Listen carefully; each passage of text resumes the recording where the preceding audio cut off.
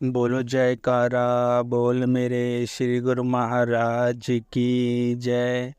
एक बार की बात है, श्री पंचम पातशाही जी महाराज जी जब साधु वेश में थे तो किसी कार्य हेतु सत्संग भवन में विराजमान थे। आप बाहर की ओर आए और आश्रम के प्लाट की एक और 12 फीट चौड़े और 54 फुट लंबे स्थान पर एक डेयरी वाले ने कब्जा कर रखा था। बार बार आग्रह करने पर भी वह इस जगह को खाली नहीं कर रहा था। आपकी इसी स्थान पर लंगर बनाने की मौज उठी और आपने उस डेयरी वाले को बुलाकर प्रेम से कहा कि यह स्थान खाली कर दीजिए ताकि हम यहाँ लंगर भवन बना सकें। वह आपसे परिचित ना था। कहने लगा कि आप कौन हैं, मैं आपको नहीं जानता। यहाँ जो बाई जी रहती हैं इस विषय में मैं उनसे बात कर लूँगा। आप मुस्कुरा दिए और फरमाया, हमें नहीं जानता? अच्छा, फिर कुदरत ही कुछ ना कुछ इंतज़ाम करेगी। ये वचन फरमाकर आप अपने कक्ष में लौट गए। संध्या समय जब बाई जी वापस लौटी तो आपने उन्हें सब बात कह सुनाई और प्रातः 5 बजे बस द्वारा गुना की ओर प्रस्थान किया।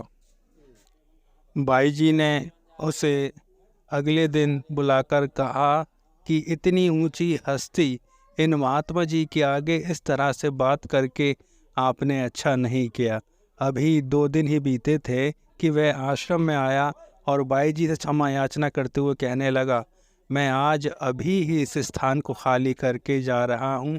कल रात सपने में उन महात्मा जी को एक अति दिव्य सिंहासन पर विराजमान हुए देखा। उनके मुखमंडल पर अलौकिक आभा थी। उन्हें इस रूप में देखकर मुझे ऐसा प्रतीत हुआ है कि मुखमंडल पर ऐसा नूर था जिसे देखकर मैं हैरान हो गया। उन्हें इस रूप में देखकर मुझे ऐसा प्रतीत हुआ कि वह साक्षात भगवान है। अज्ञानतावश मैंने जो शब्द निकाले उसके लिए मैं माफ़ी मांगता हूँ। ऐसा कहकर वह चला गया। कुछ समय बाद जब आप श्री पंचम रूप में प्रकट हुए तो एक बार इंदौर कृपा की। पलसी आश्रम को भी पावन चरण रज से कृतार्थ किया। वाई जी ने विनती की, श्री मंदिर बहुत छोटा लगता है, साथ वाला प्लाट अभी खाली है। श्री मौज हो तो उसे साथ मिलकर मंदिर को बड़ा कर लिया जाए। श्री गुरु महाराज जी ने अचानक ही फरमाया, डेयरी वाला है या चला गया? वाई जी ने हाथ जोड़कर विनती की, हे श्री गुरु महाराज जी, आपने तो सपने में ही अपने दिव्य स्वरूप को दर्शन करवाकर उसे कृतार्थ कर दिया। श्री वचन हुए, महापुरुष महज जीव कल्याण के लिए इस धराधाम पर अवतरित होते हैं। वह जो रचना करते हैं वह भी जीव के कल्याण के लिए ही होती है। वे यही चाहते हैं कि जो जीव उनके संपर्क में आ गए हैं, जिन्हें उनके चरण शरण प्राप्त हो गई है, वे अपने समय को पूरा लाभ उठाएं। यहाँ आकर जो साधन नियम अपनाएगा वह निश्चित ही भवसागर से पार होकर अपने जन्म को सफल कर लेगा।